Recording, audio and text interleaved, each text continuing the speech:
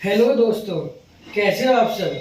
मैं हूं भूमेश अग्रवाल, आप सबका साइंस मेंटोर। और आज मैं आपके लिए लेकर आया हूं क्लास 9th बायोलॉजी का चैप्टर सेल। इसमें हमने पिछली 2 वीडियोस में पढ़ा था कि सेल की खोज कैसे हुई, किसने की, और सेल के बारे में थोड़ा सा बेसिक ओवरव्यू पढ़ा था कि सेल में कौन कौन से ऑर्गेनेल्स होते हैं, prokaryotic, eukaryotic cell, animal cell, plant cell. ठीक है, आज हम सेल की थोड़ी सी डीप स्टडी शुरू करेंगे कि सेल वास्तव में किस तरह से होती है, सेल की जो अपनी एक दुनिया है वो किस तरह से है, सेल के अंदर क्या क्या होता है। क्योंकि सेल के अंदर बहुत सारे ऑर्गेनेल्स होते हैं, बहुत सारे कंपोनेंट्स होते हैं। जैसे हमने पढ़ा था, जैसे हमारे घर के अंदर किचन होता है, ड्राइंग रूम होता है, मंदिर होता है और बेडरूम होता है। ठीक इसी तरह से हमारी सेल के अंदर भी बहुत सारे कंपोनेंट्स होते हैं जिन्हें हम कहते हैं सेल ऑर्गेनेल्स। जैसे endoplasmic reticulum, nucleus, cytoplasm, Golgi body, mitochondria, cell membrane. ठीक है, तो हमने सेल को जो है वो 3 मेन पार्ट्स में बांटा है। There are 3 main parts of cell. Cell के हमने 3 मेन पार्ट बांटे हैं। जब सेल को इलेक्ट्रॉन माइक्रोस्कोप में देखा गया और कंपाउंड माइक्रोस्कोप में, तो देखा गया कि सेल के अंदर बहुत छोटी छोटी बहुत सारी स्ट्रक्चर है। सेल तो अपने आप में बहुत छोटी स्ट्रक्चर है ही, जो आंखों से दिख नहीं रही, केवल माइक्रोस्कोप में दिख रही है। सेल के अंदर भी एक अपनी दुनिया है, तो हमने उसे 3 पार्ट में डिवाइड करा है, सेल मेम्ब्रेन, साइटोप्लाज्म और न्यूक्लियस। सेल को हमने कितने पार्ट में डिवाइड करा है? 3 पार्ट्स में, cell membrane, cytoplasm and nucleus. ठीक है, आप देख भी सकते हैं डायग्राम में, मैंने एक कॉमन सी सेल बनाई है। हालांकि मैंने इसमें सारे सेल ऑर्गेनेल नहीं दिखाए। ये एक सेल है जिसकी चारों तरफ की कवरिंग होती है, सेल मेम्ब्रेन। ये हमने पिछली वीडियो में भी पढ़ा था कि एक 3D स्ट्रक्चर है, 3D है हर चीज दुनिया में। जैसे तो सेल भी 3D स्ट्रक्चर है और इस तरह से बाउंड्री है, कवरिंग है इस तरह से। ठीक है, जैसे हमने इस पेपर वेट के एग्जाम्पल से समझाते, जैसे इसकी कवरिंग है, ये सेल मेम्ब्रेन है और अंदर जो ये पार्ट्स दिखाई दे रहे हैं ग्रीन ग्रीन, ये सेल ऑर्गेनेल्स हैं। ठीक है, और ये जो स्पेशल स्ट्रक्चर दिखाई दे रही है, ये न्यूक्लियस है। इस तरह से आप कंपेयर कर सकते हो, एनालॉजी लगा सकते हो। ठीक है, तो ये 3D स्ट्रक्चर है सेल मेम्ब्रेन, जिसने सेल के अंदर के कंपोनेंट्स को कवर किया हुआ है। सेल के अंदर जितनी भी चीजें उन सबको कवर किया है। जैसे बैलून के अंदर पानी भर देते ना, तो उस पानी को किसने कवर कर रखा है? बैलून ने। ऐसे ही सेल मेम्ब्रेन ने सेल के अंदर के कंपोनेंट्स को कवर कर रखा है। तो 3 कंपोनेंट कौन कौन से पढ़े हमने? सेल मेम्ब्रेन, इसके अंदर जो फ्लूइड भरा हुआ है, जैसे बैलून के अंदर पानी भरा होता है, वो है साइटोप्लाज्म। और इस सेल का जो कंट्रोलर है वो है न्यूक्लियस। जैसे हमारा कंट्रोलर माइंड है, कंप्यूटर का कंट्रोलर सीपीयू है, ऐसी सेल का कंट्रोलर है न्यूक्लियस। कौन है? न्यूक्लियस। आज हम पहले सेल मेम्ब्रेन के बारे में पढ़ेंगे। फर्स्ट पार्ट या फर्स्ट कंपोनेंट जो है सेल का, सेल मेम्ब्रेन, इसके बारे में पढ़ेंगे। ठीक है, क्योंकि अपने आप में एक बड़ा टॉपिक है और इंपॉर्टेंट टॉपिक है। पहले हम देख लेते सेल मेम्ब्रेन के और क्या क्या नाम है।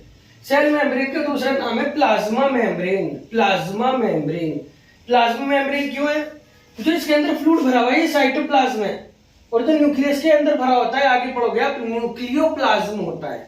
जब इन दोनों को मिला देते हैं तो हम उसे कहते हैं प्रोटोप्लाज्म। और प्रोटोप्लाज्म की कवरिंग को हम क्या देते हैं? Plasma membrane.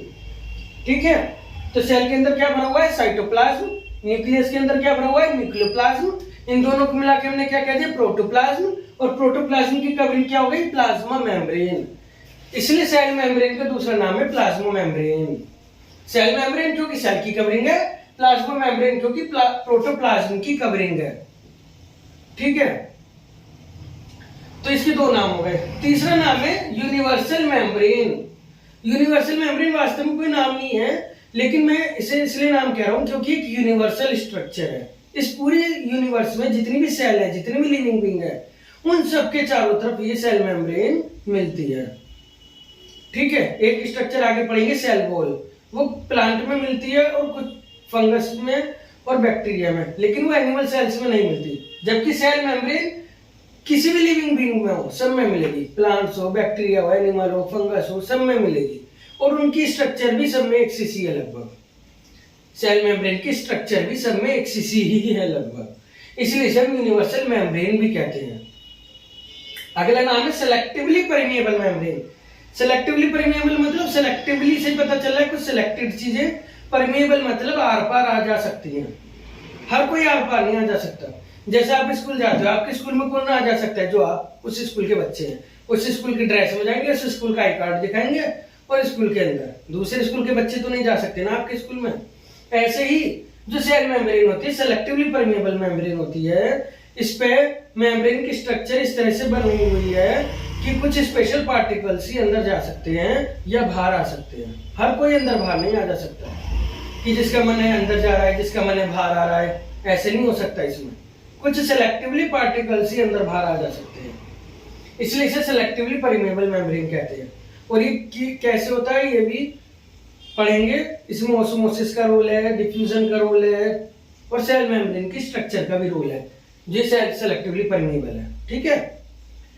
चौथा नाम है वेरी फ्लेक्सिबल मेम्ब्रेन। ये बहुत फ्लेक्सिबल है, जैसे बैलून होता है, कैसे भी आप फुलाने के बाद उसे जहां से आप दबाओगे वहां से दब जाएगा, जैसे शेप चेंज करोगे वैसे शेप चेंज हो जाएगी। जेली होती है, जैसे शेप चेंज करोगे वैसे हो जाएगी।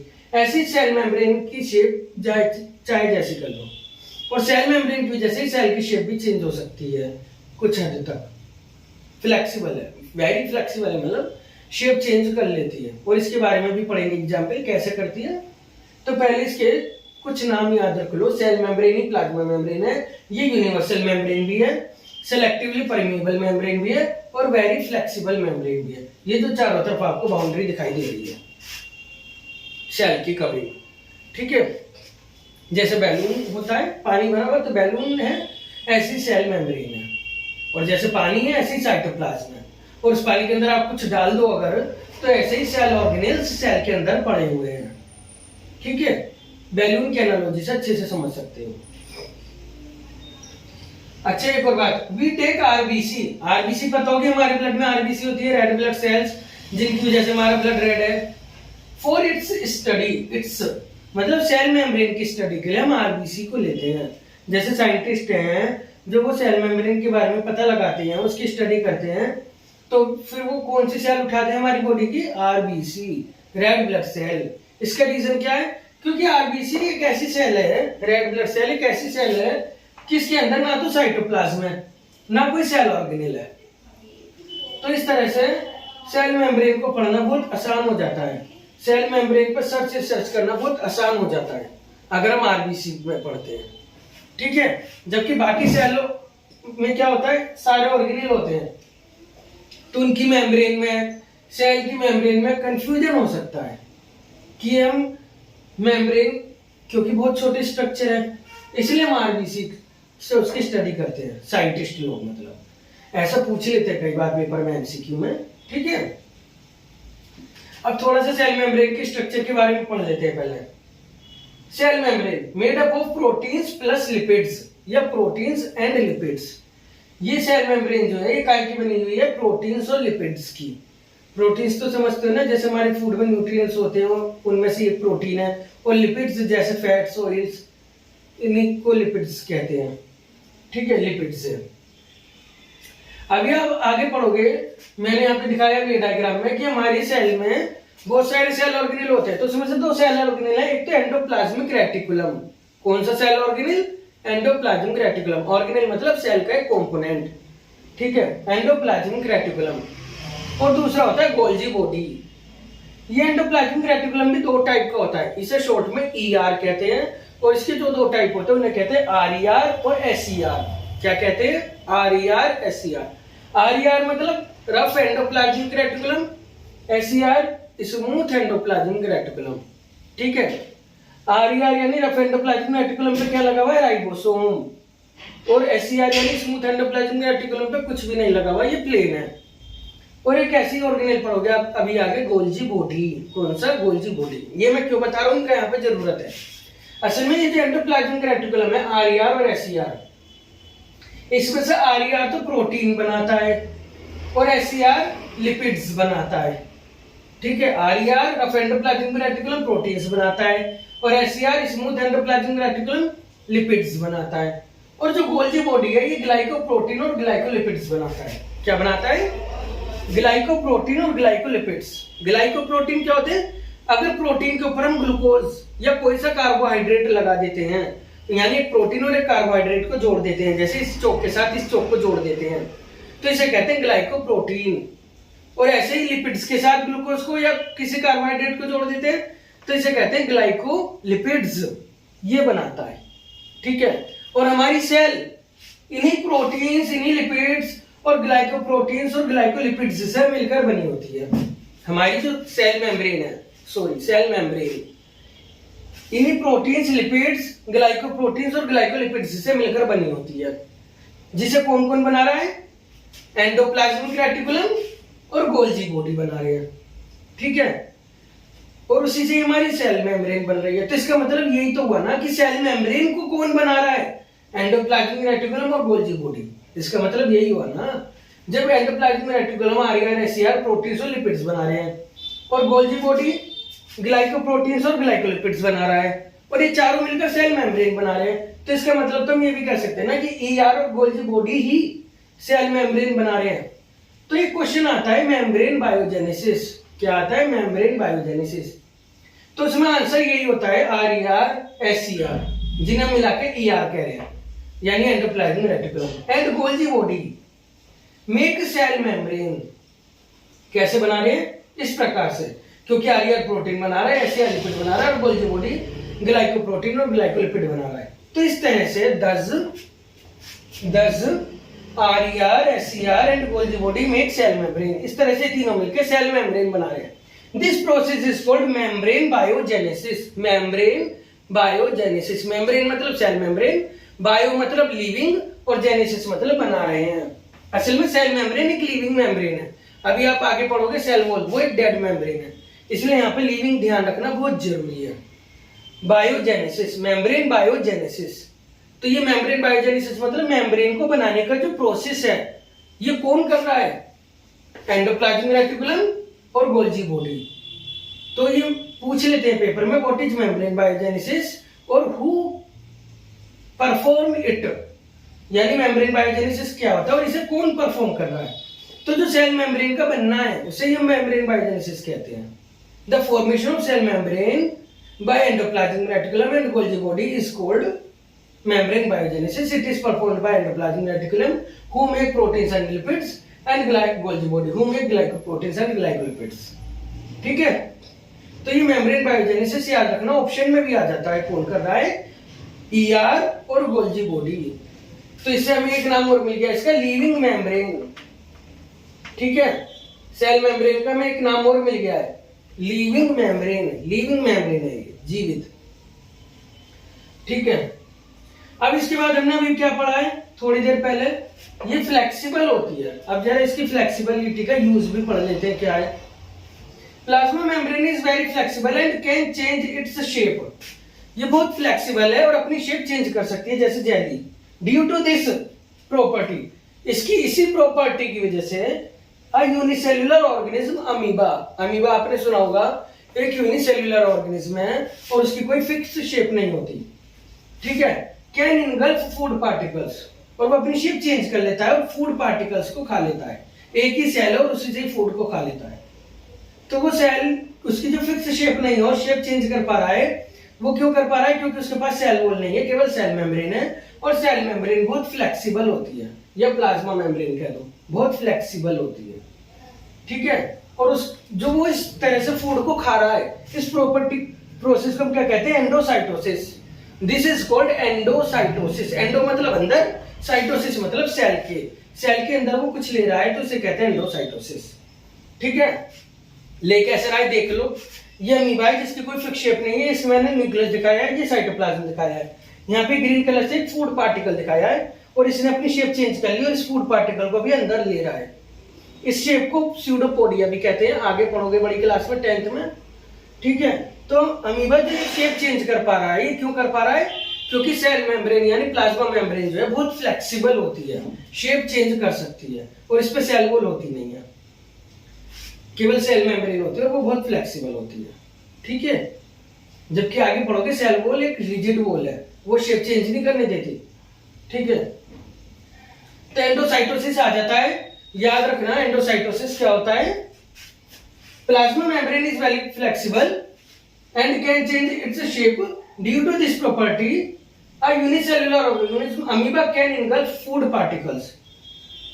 This is called endocytosis. ठीक है, तो वो एंडोसाइटोसिस की वजह से अपनी शेप चेंज करके अमीबा फूड को खा पा रहा है, प्लाज्मा मेम्ब्रेन, क्योंकि उसकी बहुत फ्लेक्सिबल है, तो इस प्रोसेस को हम कह रहे हैं एंडोसाइटोसिस।